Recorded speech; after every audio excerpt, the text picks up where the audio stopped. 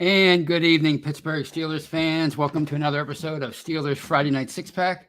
I'm your host, as always, Tony Defio, and I thank you for joining me on this fine fall Friday evening in Pittsburgh. And I hope it's a fine fall Friday evening wherever you are right now, if you're watching or listening live, or if you're listening on an audio platform after the fact. I hope it's a lovely morning, afternoon, evening, whatever day it is. And as always, I'd like to encourage you, please, to like and subscribe to our YouTube channel. We bring you live shows each and every day. And you can also catch those live shows on Facebook, which if you're watching me on Facebook right now, you know that. So check those out. We have so many great shows. We have the Touchdown Under Show. We have the Scobro Show. We have Know Your Enemy. We have What In's Talking About. Is that YouTube? That's probably audio. It's a bye week. We have plenty of, we have the preview, we have post-game stuff. We have all kinds of great stuff for you live each and every week. And of course, you can check those shows out after the fact. If you can't get them live on YouTube or Facebook, you can catch them after the fact on any audio platform of your choosing. And we also have audio-only shows that, of course, you can only catch on an audio platform. But again, it's any one of your choosing. Any one that you want to use, you can find us. And we have the War Room, we have the Stat Geek, we have Live Mike, we have From the Cutting Room Floor, we have Let's Ride, all kind of great stuff on our audio platform. So please check all those shows out. It's grown so much over the last year plus, and I can't imagine any other Steelers podcasting platform being better than ours. I'm just keeping it real. I'm just keeping it real. And, of course, check out Behind the Steel Curtain, the website, where we bring you news, commentary, film breakdown, anytime there's a transaction, a trade, an injury. We're going to have it for you. And you'll be able to catch up on all your Steelers news each and every day. So please check it out. It's your one-stop shop for all your Steelers needs. And, of course, welcome to everybody in the live chat. And, of course, Jared Devil was number one again. First one in every night, like Norm from Cheers, first one in. Team Money, Terry, my man Terry, George Teston, Kathy Forred, Brad Jewett, Ryan O'Toole, Owen David, and he says Anthony Julius Defio, hello from Pittsburgh. That's why I like that, Pittsburgh. There you go.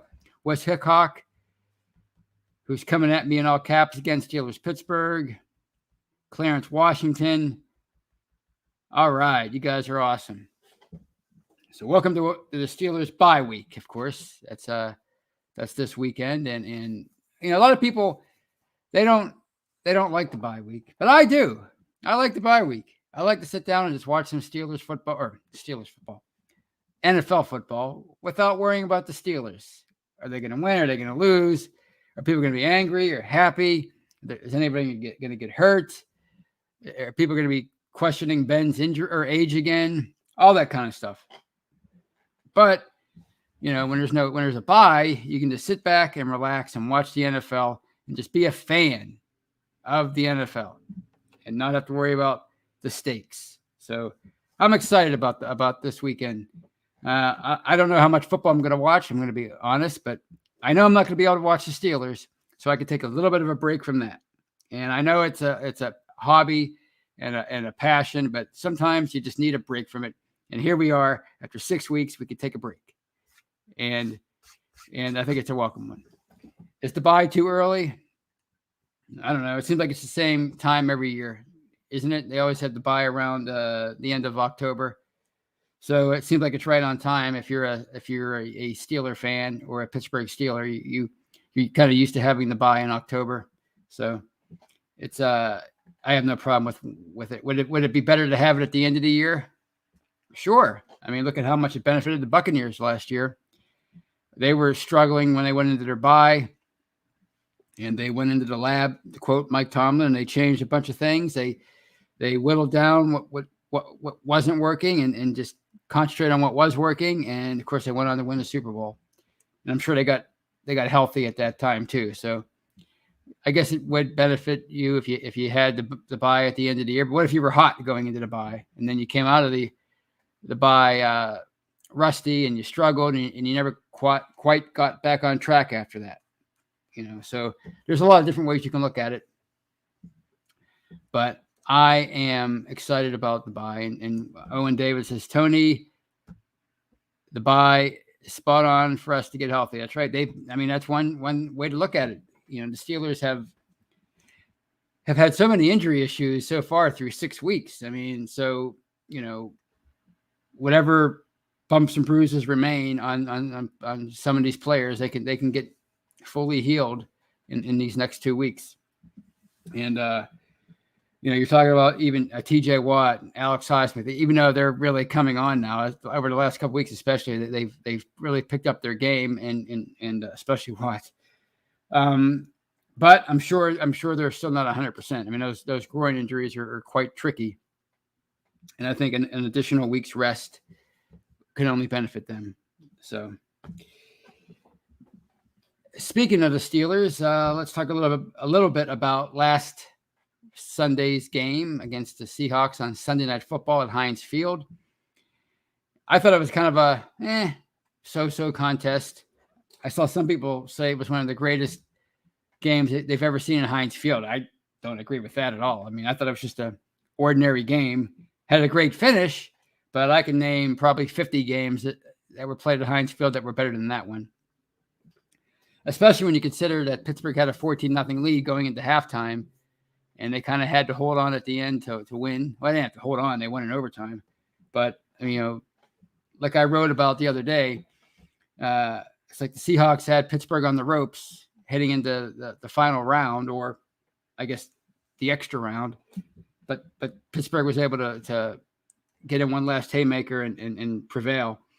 But, when you're up 14-0 against a team with a defense that was as bad as the Seahawks was coming into the game, at least in terms of stats. And when you're missing Russell Wilson and you have Geno Smith as your starting quarterback, not a bad backup, but still, he's not Russell Wilson. I kind of expected more than what I saw in the second half. But to Seattle's credit, they adjusted, and they found the weakness in Pittsburgh's defense, and that was to run right up the middle where Tyson Alualu would normally be. And they came storming back, and eventually tied the score at 17. Pittsburgh took the lead on a 52-yard field goal by Chris Boswell with about 2 minutes left. No, a minute 30. It was a minute 30. And all you needed at that point was for the defense to hold, but the defense wasn't in a holding mood in the second half. And Seattle marched down the field from their 25 to Pittsburgh's 25 in 80 seconds. And it looked like for a split second there that James Pierre had saved the day for the second week in a row when he punched the ball out of DK Metcalf's hand. And but unfortunately, Seattle recovered. And that led to the really weird and controversial part of the game. And that's when the officials, the booth, not any coaches, the officials decided to review the play and to see whether or not DK Metcalf caught the ball and maintained possession. And I don't know why on earth they decided to review that play, because it was clearly a catch. He caught it. He took several steps before the ball was fumbled. I don't know what that was all about, but to me, it caused a lot of unnecessary angst and blame that the NFL didn't need, that the officials didn't need, because really it affected nothing.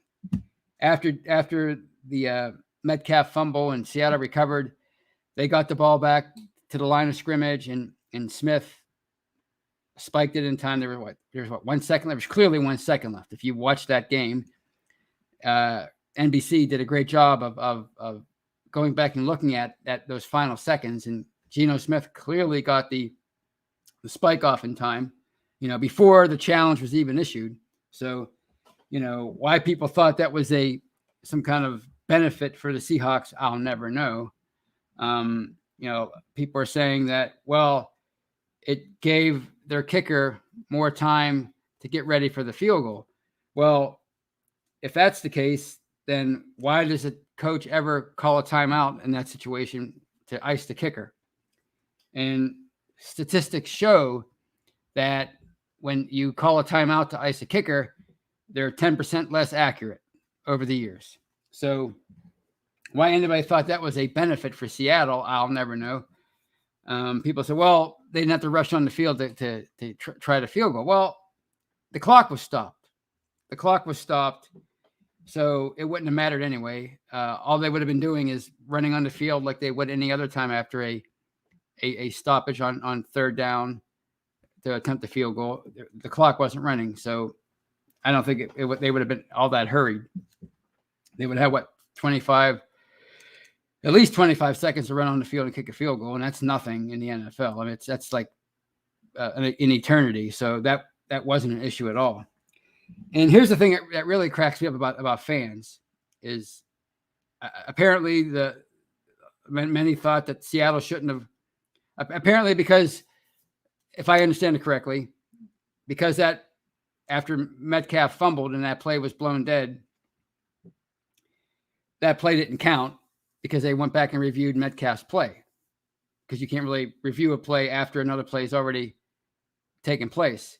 So people said, well, there was only 1 second left, so they shouldn't have had time to get a spike off. The clock should have started running the second that the ref blew the whistle to put the ball back in play. But to me, how fair is that to the Seahawks? I mean, the Seahawks did everything right on their play. I mean, they fumbled, but they gained necessary yardage to put themselves in field goal range. They got the spike off in time, and the officials just decided, hey, let's review this play. Let's review it for some stupid, strange reason.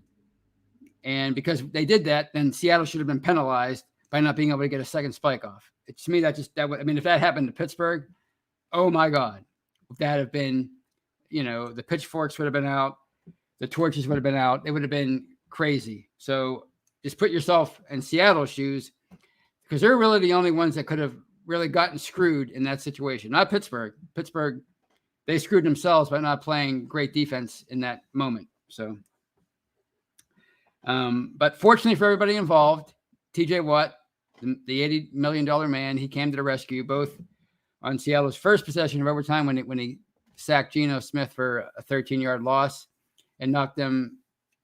I mean, they weren't really in field goal range anyway, but he made sure that they were in field goal range after he completed the sack. And then the very next time Seattle touched the ball in overtime, he stripped Geno Smith. Devin Bush recovered, and on came Chris Boswell to save the day. And I mean, what a tremendous couple of plays for TJ Watt. I mean, and I think, I mentioned earlier about him needing another week or so, or it would be nice for him to have another week or so to heal up from that groin injury, but he looked like he was back to full strength last week. Same with the pass rushes as a whole. They had 5 sacks, 8 quarterback hits. I thought Alex Highsmith had the best game of his career. What do you have? 1.5 sacks, however many hits. He played like the guy that we saw in the preseason. That's how he played on Sunday. So that was really nice to see.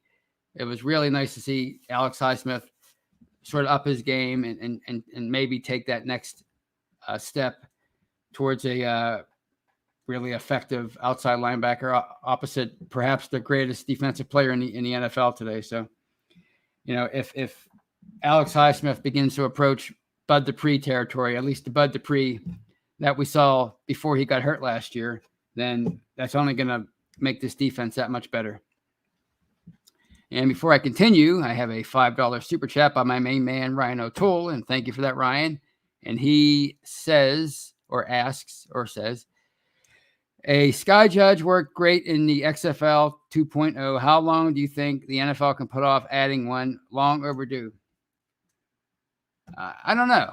I think that's a good point. I think that could be a benefit.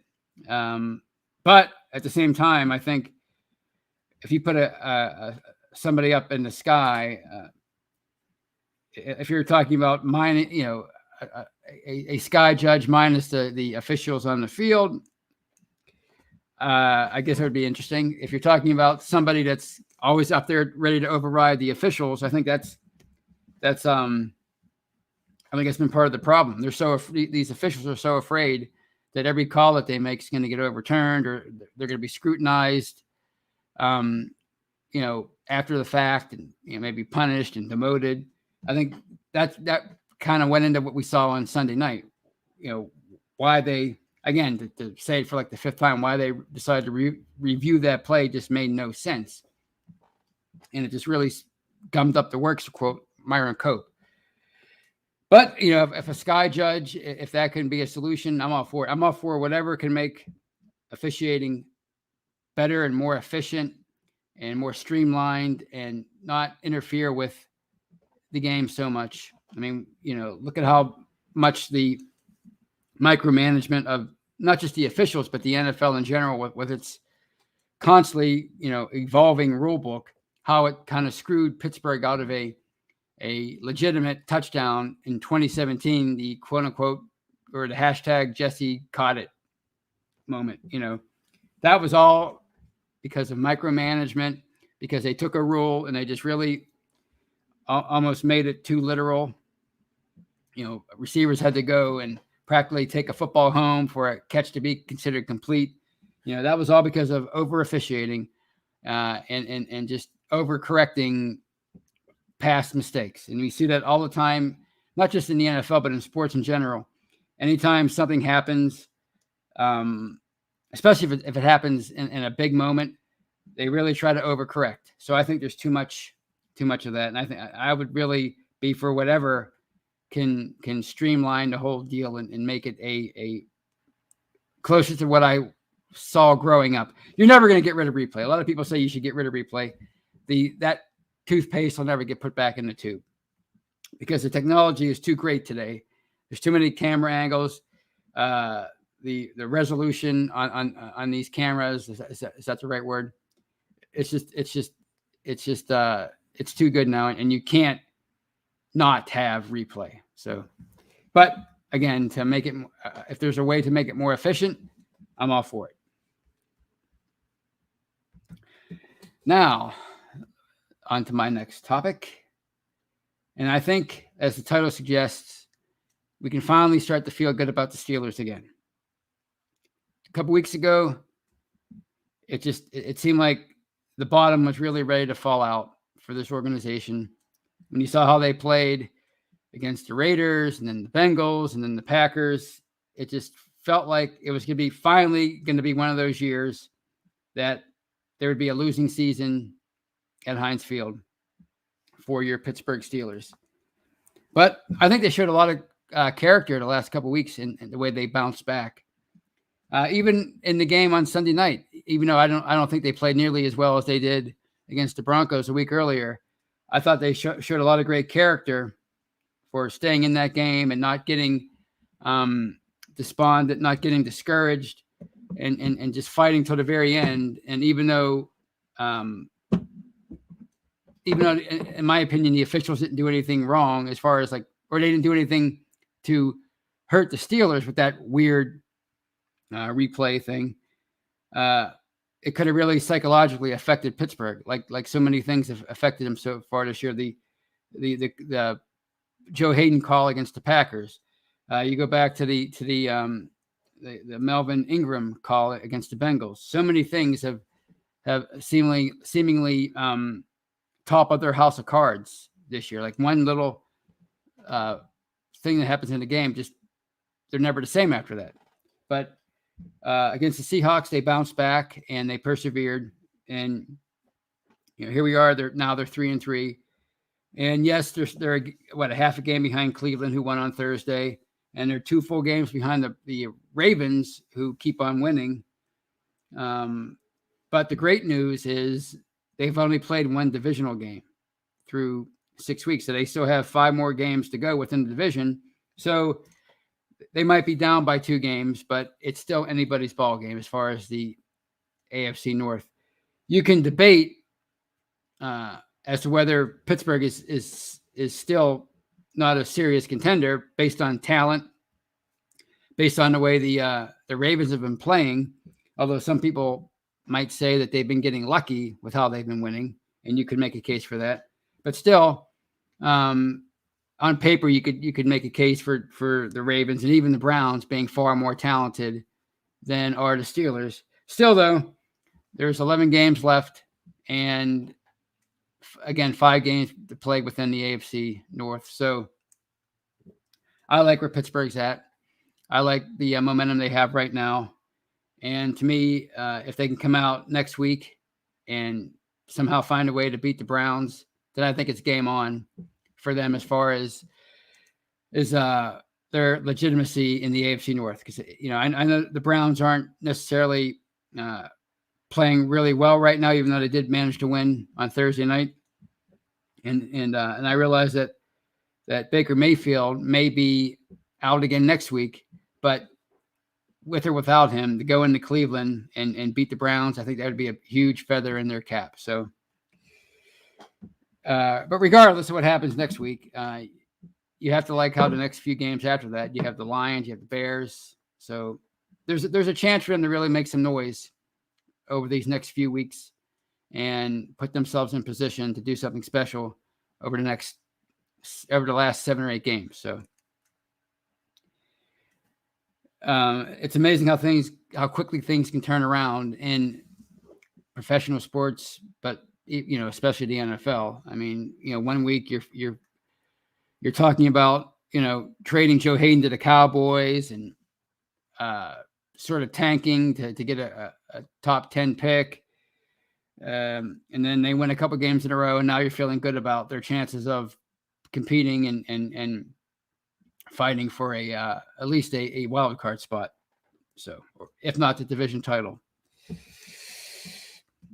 And on that note, at the 22:16 mark, I will close out the first half of tonight's show. If you're watching me live on YouTube or Facebook, stay with me. I'm not going anywhere.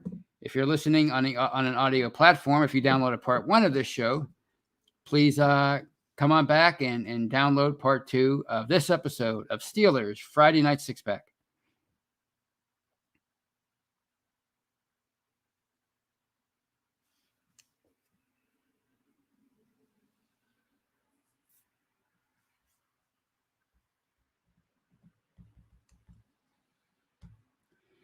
And welcome back, everybody. Welcome back to part 2 of this episode of Steelers Friday Night Six Pack. I'm your host, Tony Defio, and I thank you for downloading part 2 if you're listening on an audio platform. And I thank you for sticking with me if you're watching live on YouTube or Facebook. And before I continue, I have a big comment from Russ Obenstein, who joins the show. Welcome, Russ, along with just me and a few others I'll get to. Zonnie Locklear, King Hutchinson, what a name that is. But anyway, and welcome to everybody. And he says about the replay thing that happened at the end of last Sunday's game. My friend put his foot through his floor model TV at the end of the replay. Second time in 20 years he's done that. He needs to put TV on wall. Why on earth would anybody do that kind of damage to their TV in the middle of October? Was it October 17th? That game? Wow. That's what I call some intensity. I wouldn't do that. I wouldn't do that at all. No, I love my TV too much. I mean, even if the Steelers never play again, I'll always have my streaming channels, my Roku stick, go back and watch old episodes of Magnum PI and all those great shows. I could not put my foot through my TV. I mean, if I'm going to do that, it's going to be in the postseason. I'm sorry. It's going to be in the postseason, and it's going to have to be after, like, I lost my job that day or something. But, hey, that's pretty funny either way. But hopefully, Russ, your friend is able to find a cheap TV, a replacement, at least on Craigslist. He can probably find a good deal there. He probably should do that anyway if he's going to keep putting his foot through the screen after every bad call in the game. There's so many of those. I don't know how he has any solid walls left in this house. But anyway, he said it's only the second time he's done it in 20 years, so maybe it was just one of those rare blue moon type things. And I'm kind of fresh out of ideas. I don't know. Maybe it's because of the bye, or maybe it's because I've been working hard trying to get a new job. So I've been busy with that. But I'm fresh out of ideas. So you know what I'm going to do? I'm going to open up the second half of tonight's show to questions and comments. So to me, it's a great time to do it. We can only talk about last week's game so much. There aren't any juicy trade rumors, thank goodness, that we have to talk about. No major injuries that I know of. So let's just do some questions and comments. And let's start with Owen David, who joins us again from Britsburg, Great Britain, London. I think it's London. And he says, Tony, have you seen rumor Mariota to the Steelers for Hayden in a 6-rounder? I have not seen that rumor. To me, that's the kind of deal you make if you think you're out of it. And as we know about the Pittsburgh Steelers, they never think they're out of it.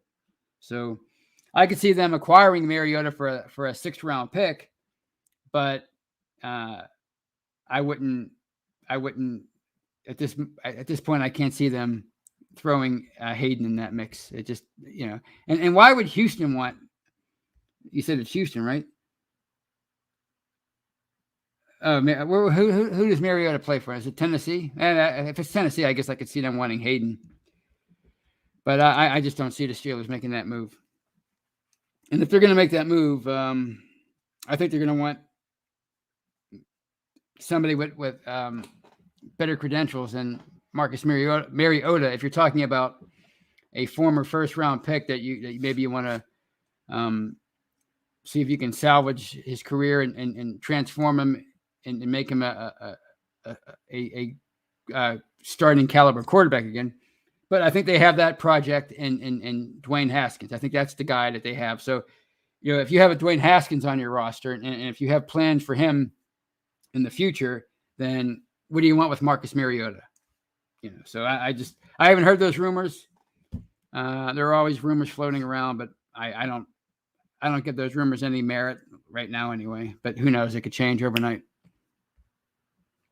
Kathy Ford says, I'd rather keep Hayden. I concur. All right, here's some analysis from Russ Obenstein, and he says, I would like to see some pitch outs in backfield to Najee. He's like Bell, great at waiting for blocks to set up. They keep running same place up center on either side with handoff coming close to line. Well, I think they did some pitch outs last week, if I remember correctly. But I do agree with this, Russ. I think that Najee is a lot like Le'Veon Bell. He's reminding me more and more of Le'Veon Bell, especially in that Broncos game when he had his first 100-yard performance of his career. He really showed a lot of great patience and waited for holes to open up. And that's something we haven't really seen from him at this point because, for number one, he's a rookie. Number two, he hasn't had many opportunities to be patient because the blocking hasn't been that great in front of him. But in that Broncos game, it was excellent. And he showed the kind of true elite talent he could possibly be. So, but that's the great thing about the bye, Russ, is it gives them 2 weeks to sort of, again, figure out what they want to do on offense, defense, but especially on offense, where they've been struggling up to this point and trying to figure some things out. You can streamline some things. You can throw out stuff that's not working. You can emphasize stuff that has been working and maybe game plan off of that. Not just so maybe you'll see more pitch outs. Maybe you'll see more situations where Najee is used as a flanker, as a receiver. You never know. But I think as the season goes on, he's going to become more and more of a focal point of this offense. I mean, he's already a huge focal point. I forget what his touches have been up to this point, but I think he's on pace for 400. So I think you're going to see him, much like Le'Veon Bell, be the centerpiece of this offense. Because I think this offense, we've seen it in the past with Bell. When you have that kind of running back as your focal point on offense, it just makes everybody else that much better. It makes Ben better. It makes the receivers better. So I look for Harris to go from a rookie to a veteran really, really fast. And if it's successful, then I think Pittsburgh will be successful. And I hate to put this kind of pressure on him, but we saw what they did back 5 years ago when they were struggling. They had lost 4 in a row. They were 4-5, and they were injured at receiver. And they just decided to ride Le'Veon Bell, and they rode him all the way to the AFC Championship game. Now, I'm not saying that this is that kind of team, but they are in kind of a similar situation, whereas they need a direction to go with the offense. And to me, Harris has 6 games under his belt, a tremendous amount of touches. So he's probably more of a veteran now than a lot of these other rookies that they have on the team. So I'm really excited to see what they do in the second half as far as the design of the offense.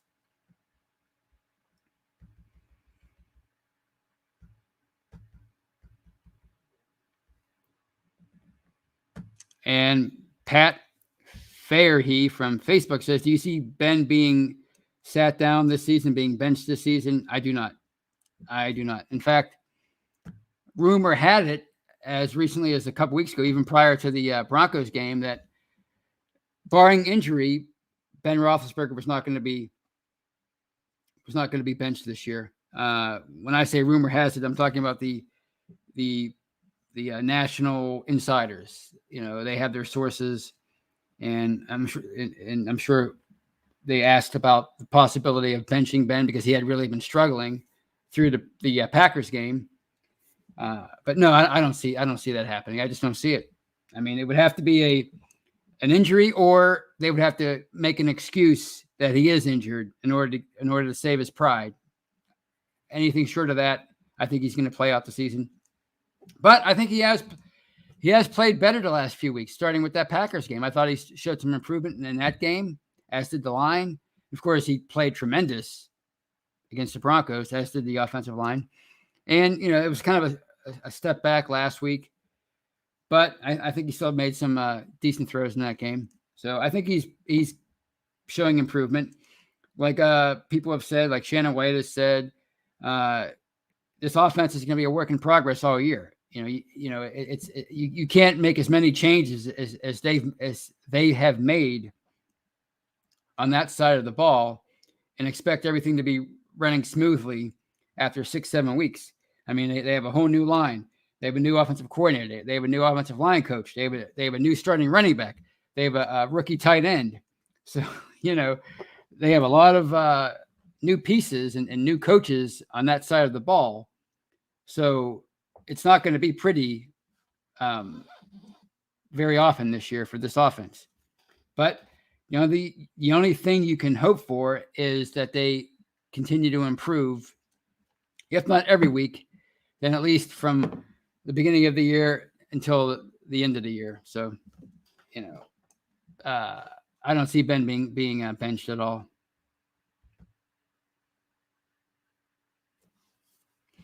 And Art Savonikas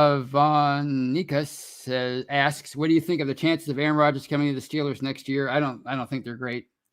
I realize there was that sort of flirtation between Tomlin and Rodgers a few weeks ago, and the rumors have been ongoing. And he said the things that he said on the Pat McAfee podcast. He showed so much love for the Steelers and the city of Pittsburgh and the Pittsburgh dad, but he's got a pretty big price tag next. I think he's going to count like $46 million against the cap next year. This is a team that's just threw $80 million at TJ Watt. I don't say through, but they just gave him the richest non-quarterback contract in team history. They have Minka coming up. They have all these contracts coming up. And besides that, they're not going to be able to get Aaron Rodgers for anything less than probably a couple first-round picks. So it's going to be a huge price to pay. You're going to ask, if you're the Packers, for a couple of first-round picks plus that huge salary. So I just don't see it. Now, the only way I could see that happening is if they just felt so strongly about their starters and their roster that they would see it as a sin almost to put a rookie quarterback in there with a complete football team. Otherwise, other than that, I don't see it. I can see other scenarios. I can certainly see them drafting a guy in the first round and throwing him in there. I could see them going with Mason. I can even see them going with Dwayne Haskins and just saying, "You're our guy. We want to see what you can do with a full season as a starter." But as far as Aaron Rodgers, I just don't see it because of just all that's involved. So, but there are a lot of things I didn't expect to happen over the last few years, and they've happened. So you never know. And this is from Owen. Tony, you don't think the criticism of Devin Bush is unfair? He needs time to rebuild his fitness and confidence after injury. I mean, people are going to criticize him because this is year 3, and I realize he's coming off of a torn ACL, but people just don't think that way. It's a what have you done for me lately kind of a world we live in. And look at Bud Dupree. He had a torn ACL much later than did Devin Bush, and he's struggling this year, and people were mocking him. So do I think it's unfair? Maybe a little bit. Do I think it's unexpected? No.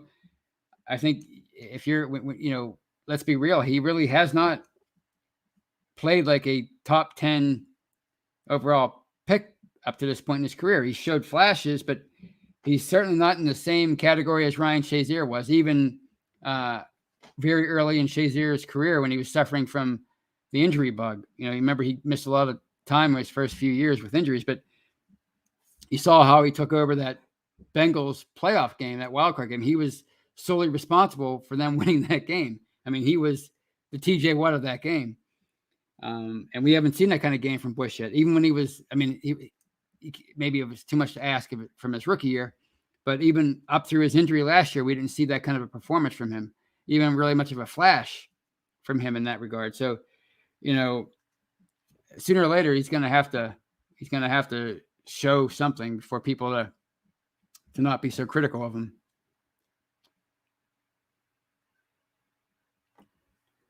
And my man Terry T Money asked your thoughts on the O-line play the last 2 weeks. I thought it's gotten better. I think it's been better since the Packers game. Now, last week was a little bit of a setback, I thought, but it wasn't a horrible game. I don't think Roethlisberger was under siege the entire night. Geno Smith was, which was nice to see because it's nice to see that pass rush be potent again.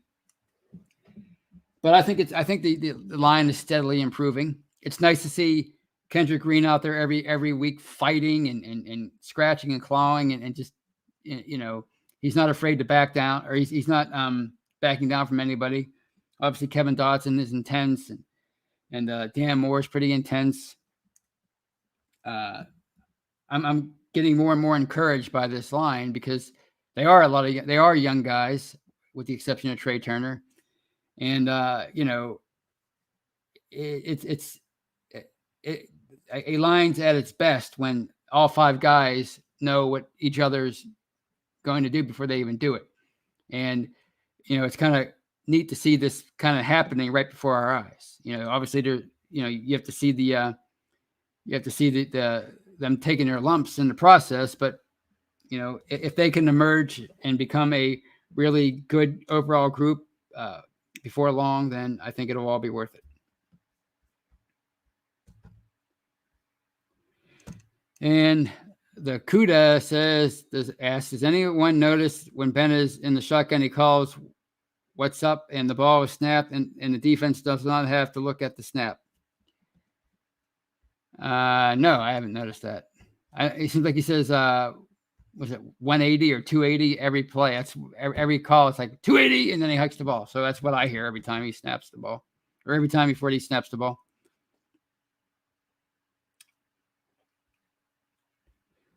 And Clarence Washington asks, do you see them making any changes on the O-line after the bye? The only one I could see, the only change I would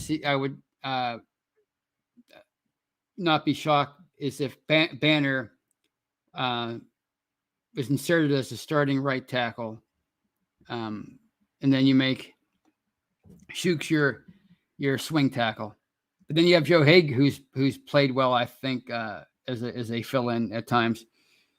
But I would, that's the way I would do it, because both Moore and Banner are comfortable where they're at. Moore is a straight up left tackle. Banner is a straight up right tackle, whereas Shooks can play both sides. So that's the one change I would see. But Shooks has played better the last couple of weeks too, so it might be a little harder to get him out of the lineup. So, but that's the only change I could see them making. I mean, Dotson's not going anywhere. Green's is going to remain in there and take his lumps the rest of the year. Trey Turner is a pretty steady guard. He's not a exceptional anywhere, but he's a pretty steady veteran. So it would just be Banner. That's the only one I could see them changing. Shane Giggles, what a name that is. I love it. We go as far as TJ and Najee takes us. Yeah, I agree with that.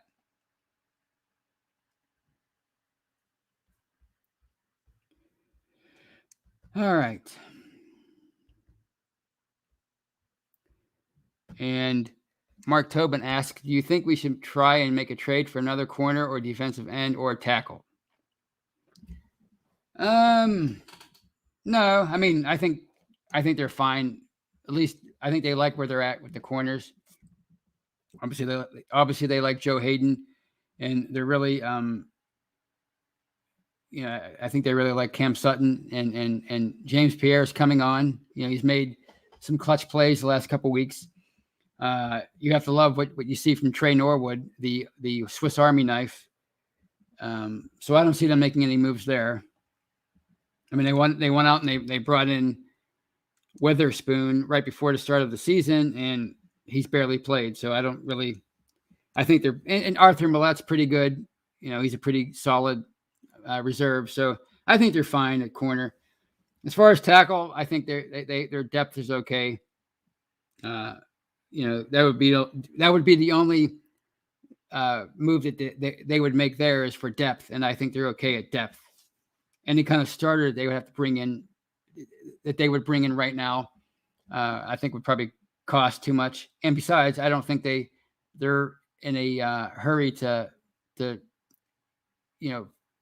get rid of bench a Dan Moore or a Dawson or anybody like that. So as far as defensive linemen, I could possibly see that if you don't anticipate Stephon Tuitt coming back. Well, if you can find a really good veteran, maybe who still has something left in the tank, maybe some playmaking ability remaining. I could see them doing that, but that would be the only move I would make if I were them, is to bring in a veteran defensive lineman. But that's only if you don't anticipate Stephon Tuitt coming back, which it's still a huge question mark as of right now. John C. says, hey, Tony, how's it going? John C. Rajan is joining us. Joe Mannix. So we still got a lot of people coming in. It's nice to see. Buck Dancer. And this is another one from Russ, and he says, line is getting better. I thought Kendrick had his best game against the Seahawks. He wasn't getting pushed back. So, yeah, I think they're slowly improving.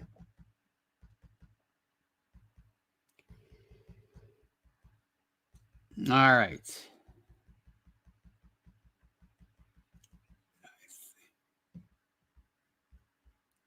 We have anything else here before I sign off? Hey, Shannon White joins us again, and he says, and Shannon really knows his stuff, and he says the Steelers aren't making a trade unless a too good to be true scenario falls into their lap. That's how I feel. And it would almost have to be like a 2023 7th round pick for somebody like a starter. other than that, I don't see them really doing anything huge. All right. And I think on that note, I'm going to call it a night. It was a fun show. I hope you enjoy your bye weekend, your Steelers-less weekend. If that includes NFL action, I hope you enjoy that. If it includes picnics, or if it's still warm enough to have picnics, I don't know. And I hope you enjoy that. But until I talk to you on Monday actually, I won't be here on Monday. Maybe the ratings will go up. I won't be here Monday, but you'll certainly be joined by Shannon and Brian on Monday for the hangover. But until I talk to you next Friday, have a great weekend and a great week. And as always, go Steelers.